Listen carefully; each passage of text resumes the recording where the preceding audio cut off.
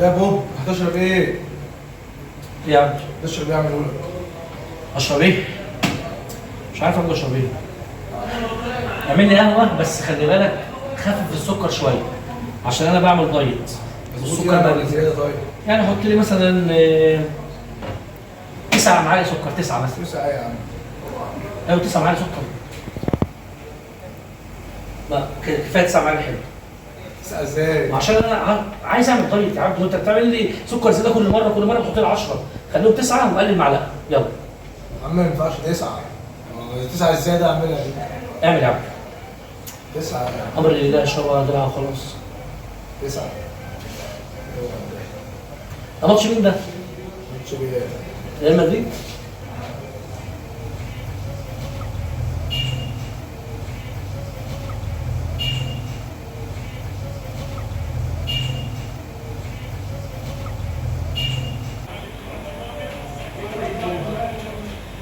ولا يا بوب ولا ايه؟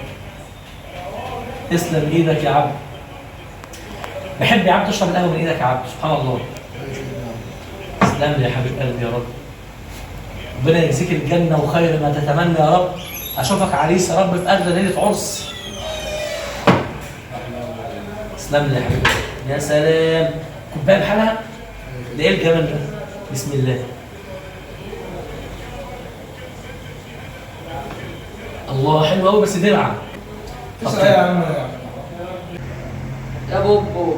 يا جو عامل ايه اخبارك؟ ايه يا يوسف؟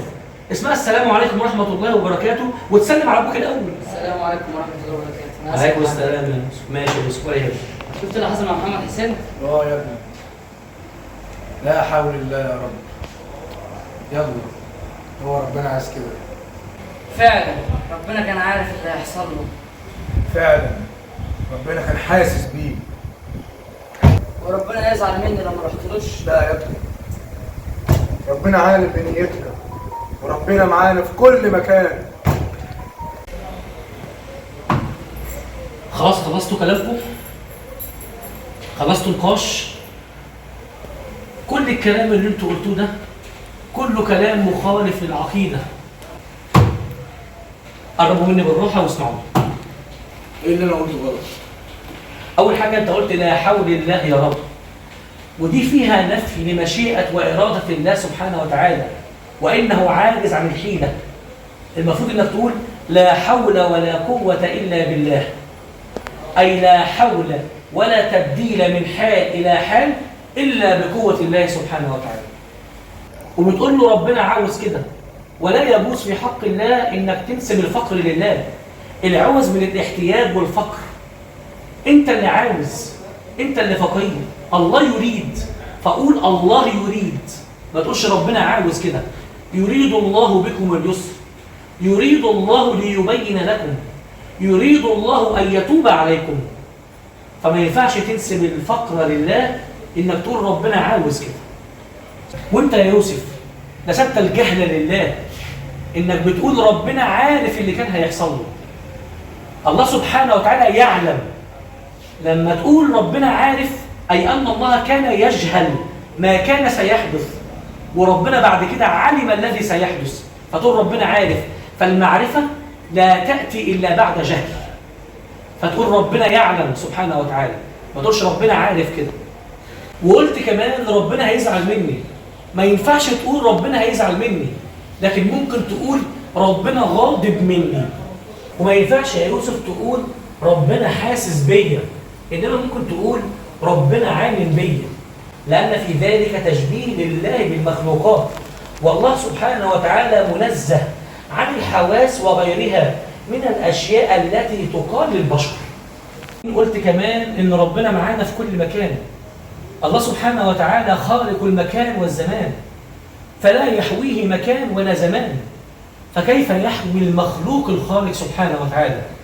الله سبحانه وتعالى معانا بعلمه، وأن الله قد أحاط بكل شيء علما ولا يحيطون بشيء من علمه، فهو الأول بلا ابتداء والآخر بلا انتهاء.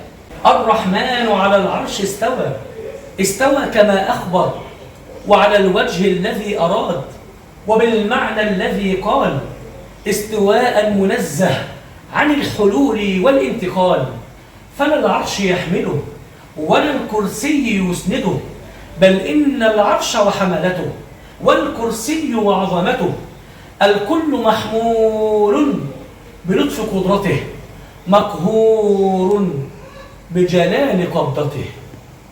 ها استفدتوا حاجة؟ استفدنا كتير أهو يا حاج. جزاك الله خير. وجزاكم مثله وزيادة. وانتم كمان لو شايفين انكم استفدتوا من الفيديو دوت، يا ريت ما توقفوش عندكم وتشيروه لاكتر عدد من الناس، يمكن نفيد اولادنا بيه وشبابنا. وما تنسوش ان الدال على الخير كفاعله. كن جميلا أخي في فؤادي وفي مسمعي وفي خاطري أنت والأضلاعي، أخي في حناياك يجري هوايا وروحك في الكون تسري معي، أخي ناغم أنت يحلى